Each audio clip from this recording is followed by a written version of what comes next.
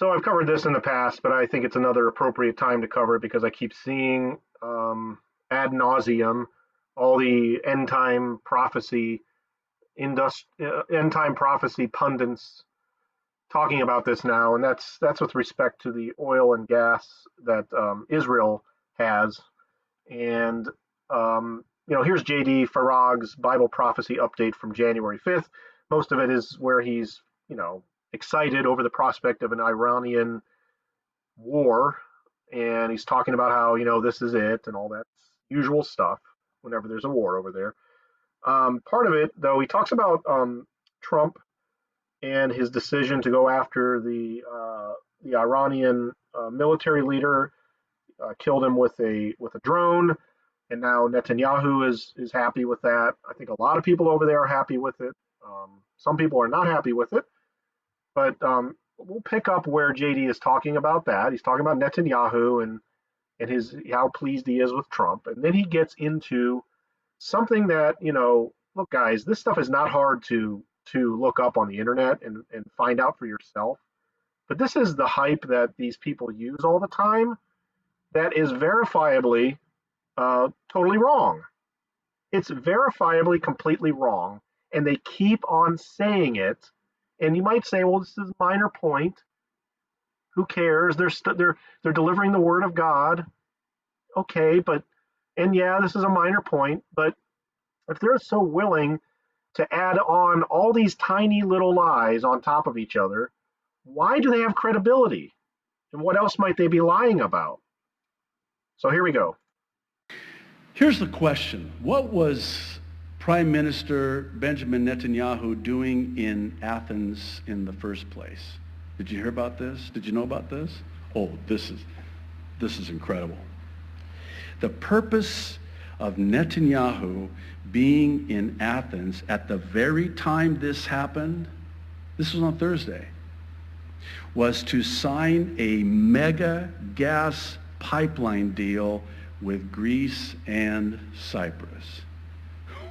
Wait, Israel is going to buy from them? No. Israel is going to sell to them. They are, yeah. Where did they get the oil and the natural gas? Oh, you didn't hear?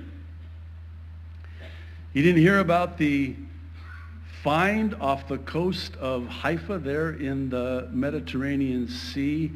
I mean, it is such a large amount of oil and natural gas, and now they are starting to produce it. And in the producing of it, there's also going to be the exporting of it. Okay, so he says it's such a large find. Oh my goodness, it's such a large find. All right, he's talking about the Leviathan gas field. And, this is not new. This was discovered back in the early 2008, 2009 timeframe.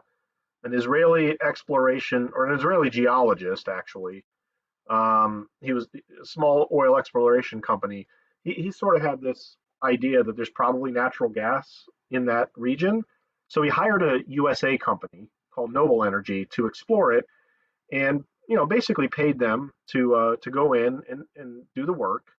And Noble found that, yeah, there is indeed gas down there, and we estimate the potential reserve size to be 16 trillion cubic feet. 16 trillion cubic feet. Half a trillion cubic meters. Okay? Is that sizable? Yeah, that's sizable. That's a great size for Israel. If Israel has access to all of it, it would supply their natural gas needs for decades because they're a small, tiny country. They don't need, the population is smaller than the size of New York City. Okay, if you had 16 trillion cubic feet of natural gas for New York City, they could probably live off of that for 50 years. Okay, so this is good news for Israel and their economy. It's going to add some money to their economy. They're not going to keep it all. They're going to sell a lot of it off because they don't need it all, right? So a couple points, though, to make also off of this 16 trillion cubic feet.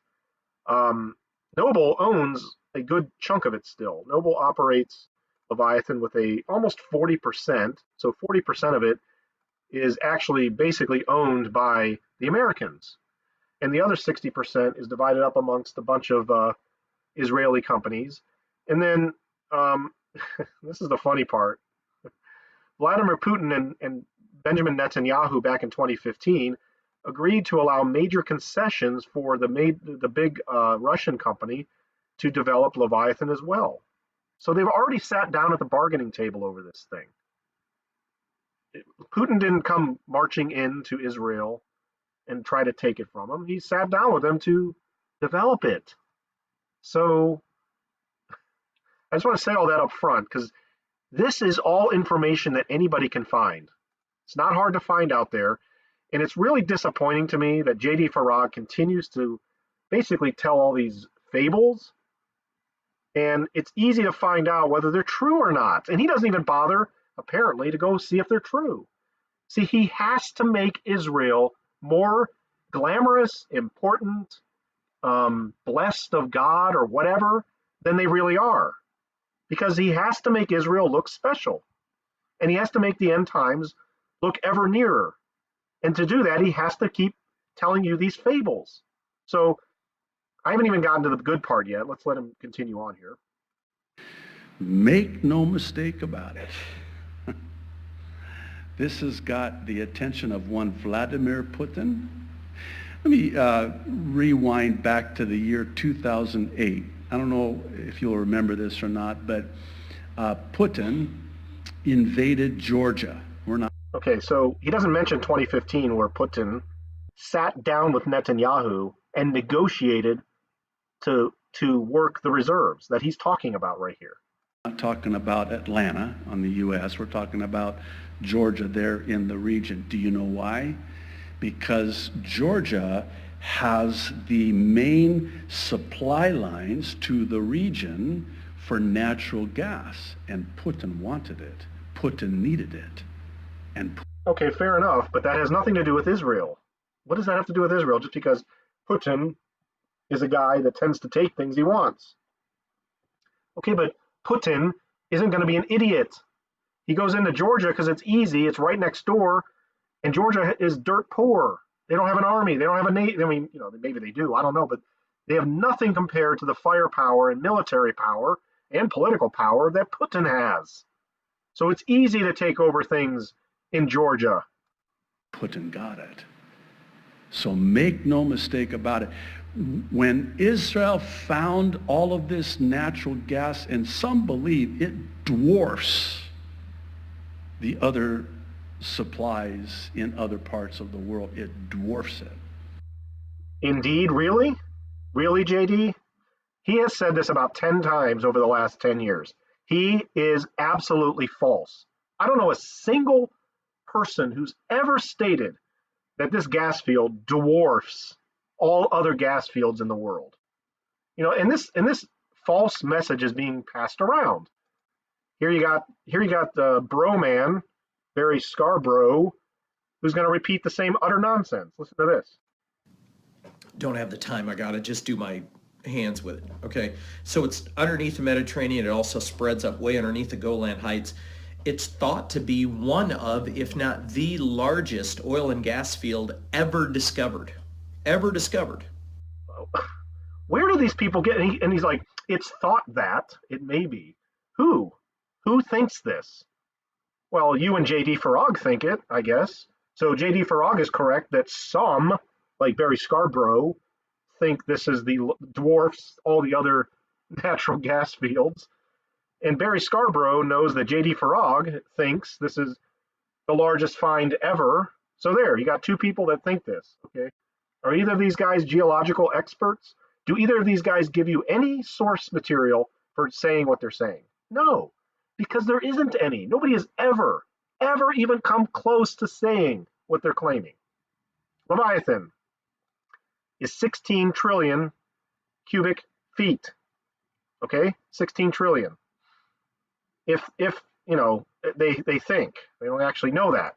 Here's the list of the largest gas fields. Shall we test this against what JD Farag just stated and what Barry Scarborough just stated? South Pars in Iran is 1,235 trillion cubic feet. That's what the 12 here is.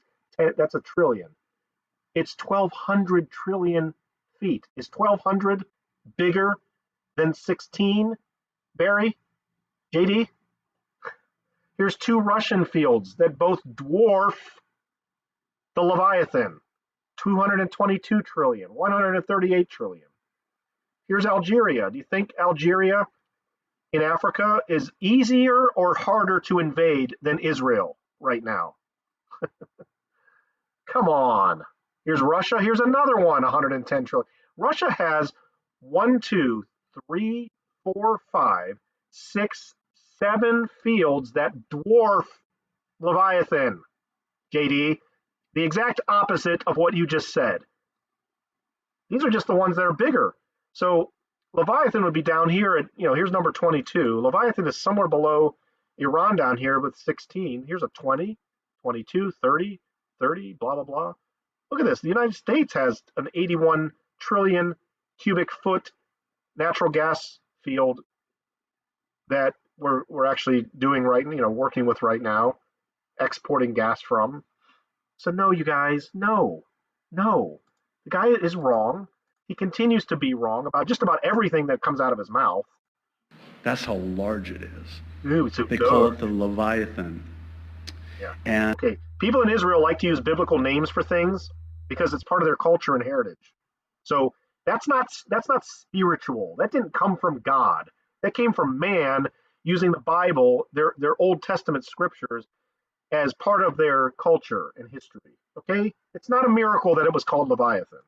And it is now producing, and Netanyahu goes to Greece, and he signs this deal with Greece and Cyprus. According to the Times of Israel, Greece, and Cyprus on Thursday signed an agreement for a huge pipeline project to ship gas from the Eastern Mediterranean to Europe, despite, listen to this, you think this is funny? Turkey's hostility to the deal. Yes. Okay, I've had enough with these nonsense comments. Yeah, okay, Turkey doesn't want to lose the pipeline going through their country. You think? Of course they don't want to lose that. And Israel's not going to play with them. Okay, so what? What does this have to do with anything in the Bible? Nothing. First of all, you're wrong, you're lying, you're telling people fibs, you're telling people you're stretching the truth. It's not very big. It's big for Israel. Israel's population is smaller than New York City. So yeah, a really gigantic field like that is going to feed them for a long time. It's not that big, though, in the terms of the grand scheme of things. Listen, you guys, don't let these people lie to you. And then you got to ask yourself the question, before JD Farag stands behind his pulpit on Sunday, does he do his research? If he doesn't, then what the heck is he talking for? He doesn't know what he's talking about. If he does do his research and learns the truth and still tells you this stuff, then he's deliberately lying to you. Either way, he's not fit to be talking about this behind a pulpit.